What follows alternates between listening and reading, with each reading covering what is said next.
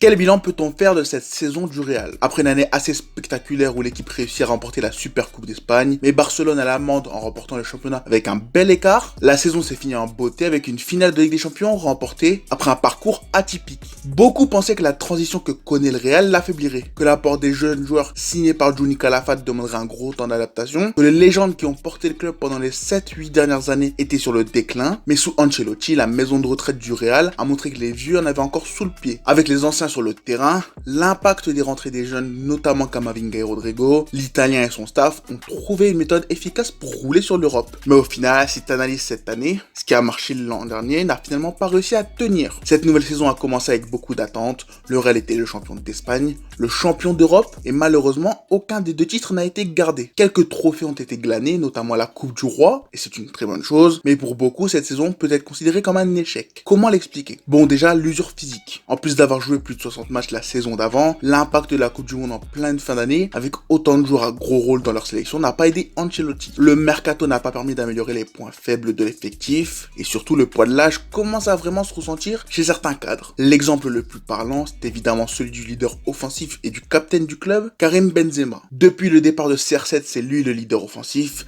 c'est lui le buteur, c'est un rôle qu'il a su prendre en main. Pour autant, il y a un autre rôle qui lui est tombé dessus après le départ de Ramos, c'est celui de leader. Que ce soit sur le terrain ou en dehors, il a mené ce Real vers les plus hauts sommets possibles, c'est lui qui a mené les révoltes à chaque match, c'est lui qui par son jeu a tout fait pour porter l'équipe, et c'est cette facette que beaucoup ne parlent pas assez. Que ce soit avec Vinicius et Rodrigo, il les a pris sous son aile, il leur a permis de comprendre ce que porter le maillot du Real signifiait, il les a aidés sur le terrain, et même si beaucoup retiennent l'épisode Juega contra nosotros, il est celui qui a le plus protégé ces jeunes joueurs au Real. Avec lui, ils ont pu grandir avec moins de pression sur les épaules, et c'est assez poétique que pour cette dernière saison, ce soit Vinicius qui ait porté le club. Cette épopée a marqué le déclin de Benzema, si en termes de stats il reste exceptionnel, physiquement il a eu du mal à enchaîner, et ces 15 matchs qu'il a manqué, la plupart ont été pour une fatigue musculaire. Il n'est pas le seul dans l'effectif, la plupart des anciens ont connu une vraie baisse de régime, et pire, ils l'ont connu quand d'habitude le Real tournait à plein régime. Mais à l'inverse, Vinicius, l'un des plus jeunes de l'effectif, est lui devenu le meilleur joueur du Real. Avec Benzema, il a beaucoup appris, notamment dans l'éthique du travail. Aujourd'hui, il est l'un, si ce n'est le meilleur contre-attaquant au monde, un attaquant qui a enfin compris comment exploiter ses qualités. Et si son caractère pose problème sur le terrain, son mauvais comportement est exacerbé par le fait qu'il est le joueur en Europe qui a subi le plus de fautes. Bref, le Real a misé sur Benzema pour faire grandir Vinicius et Rodrigo. Cette stratégie a payé et aujourd'hui, il est temps que la succession prenne place. C'est pour cela que le départ de Benzema n'est pas surprenant dans un sens, mais dans le même temps, il n'était pas calculé. Le pont d'or offert par l'Arabie Saoudite était une opportunité pour réfléchir, et même s'il est quasiment certain qu'il aurait pu continuer une année, le voir partir avant que son image ne soit dégradée n'est pas une mauvaise chose. Je pense que les plans du Real pour le futur étaient assez visibles. Continuer avec Benzema en le prolongeant, prendre une vraie doublure cet été pour l'aider, préparer de la place pour Hendrik, et tout miser sur une des grosses têtes disponibles pour succéder au Nueve en 2024. Mais avant même que Benzema ne choisisse de partir, 3 éléments sont venus contrarier les plans. Déjà, l'ouverture complète du Bernabéu. C'est un événement important pour le club, pour Florentino Pérez, et son idée était de célébrer l'ouverture du stade avec l'arrivée de gros noms dans l'effectif. Mbappé est la cible principale, malgré qu'il a arrêté d'être footballeur la saison dernière, son nom reste en tête des dirigeants, son arrivée n'est pas une priorité. Avec le départ de Benzema, les fins de contrat d'Asensio, Mariano, Modric, Kroos, Ceballos et Nacho, les départs programmés d'Hazard, Ferland Mendy et Odriozola, les chantiers du Real sont clairs. Le mercato en cours laisse place à pas mal de rumeurs, de spéculations sur des gros noms susceptibles de rejoindre le club espagnol. Pour autant, les premiers moves de Madrid pour cet été ne vont pas vraiment dans ce sens. Modric, Kroos, Ceballos et Nacho ont reçu une prolongation de contrat et le premier gros dossier de l'été, Jude Bellingham,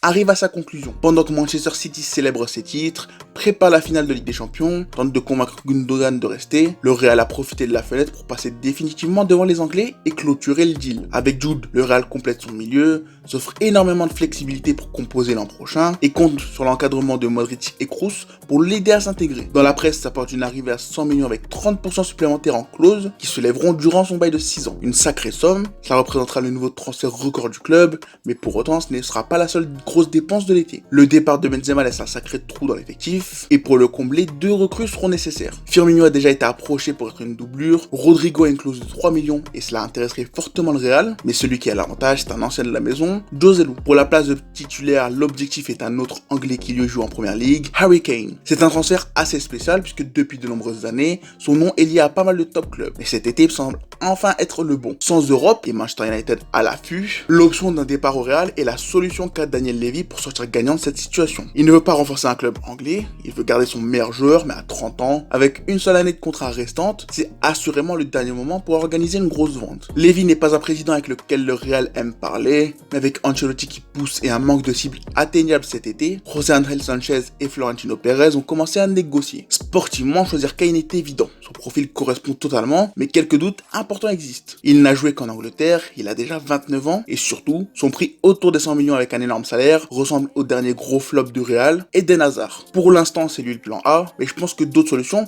vont rapidement être explorées. Le Real ne veut pas miser sur une promesse, l'objectif est un joueur confirmé, et dans tous les cas, il faudra mettre le prix. D'autres solutions existent. J'ai lu que Lukaku était proposé, mais sans son préparateur, celui qui lui a permis de se retrouver en Italie. Sans Pintus, difficile de croire que Lukaku puisse s'imposer. Osimhen est beaucoup trop cher, Lautaro pourrait être intéressant, mais aura besoin d'un vrai temps d'adaptation, et les autres options ne me paraissent pas vraiment collées avec ce que le Real veut. Voilà pour le poste d'attaquant, mais le mercato du Real ne s'arrêtera pas là. Comme dit précédemment, les deux pistes de l'été sont claires, mais ne se limitent pas à deux buteurs. Avec Asensio sur le départ pour le PSG, Ferland Mendy et Odriozola poussés vers la sortie, des plans de succession sont nécessaires et ont déjà été mis en place. L'option de rachat de Fran Garcia a été levée, il est un jeune du club qui a su profiter d'un prêt avec le Rayo Vallecano pour se mettre en valeur. Il a aidé le club à retrouver les hits et pour le récompenser, il a obtenu un contrat de 4 ans. C'est une décision prise depuis longtemps, depuis la nouvelle grosse blessure de Mendy, mais par respect pour le Rayo, le Real n'a pas levé son option de rachat cet hiver. Pour 5 millions, le Real va s'offrir à un latéral qui monte en puissance, mais il viserait toujours un titulaire lorsque Mendy sera vendu. Côté droit, aucune nouvelle depuis qu'on sait que le prêt de Vinicius Tobias ne sera pas reconduit, mais une recrue serait nécessaire pour permettre à Carvajal de passer tranquillement la main. Pour l'instant, c'est une recrue qui se retrouve en bas de la liste des priorités, en tout cas, tant que Lucas Vazquez reste au club. En attaque, la fin du prêt de Brahim Diaz est une occasion sujet à débat. En 2 ans à Milan, il a beaucoup grandi, il a obtenu une place de titulaire dans une équipe qui joue le titre en Serie A, il a découvert les gros matchs de Ligue des Champions, mais pour autant, il a encore beaucoup de progrès à faire. Mais même avec Brahim Diaz, je pense qu'une addition supplémentaire en attaque pourrait s'avérer nécessaire, mais difficile de savoir si c'est un move à faire cet été ou cet hiver. Avec Bellingham, le club aura 7 options au milieu de terrain, mais Valverde pourrait retrouver un rôle plus offensif et concurrencer Rodrigo, qui lui aussi commence à émerger comme l'un des hommes forts de ce nouveau Real. Dans tous les cas, comme dit dans mes précédentes vidéos, pendant quelques années le club a économisé, a priorisé la sécurité de ses finances, la rénovation du stade, a sacrifié pas mal de joueurs pour alléger sa masse salariale, et maintenant, il est l'heure pour le club de dépenser une partie de l'argent gardé. Depuis quelques années, le club a un vrai problème au poste d'ailier droit, Rodrigo n'est pas une solution viable pour une saison complète, mais je pense que pour l'instant, en tout cas pour le moment, l'achat d'un ailier droit n'est pas une priorité. Quelques opérations ont déjà été bouclées, mais tant que les prolongations ne seront pas signées, tant que les joueurs en instance de départ ne seront pas partis, rien ne bougera. Les choses vont dans le bon sens, mais il reste une question qui sous Ancelotti n'a jamais trouvé de réponse. Quelle place pour les jeunes du club? Au vu des arrivées au milieu, Arribas n'a aucune chance de s'imposer,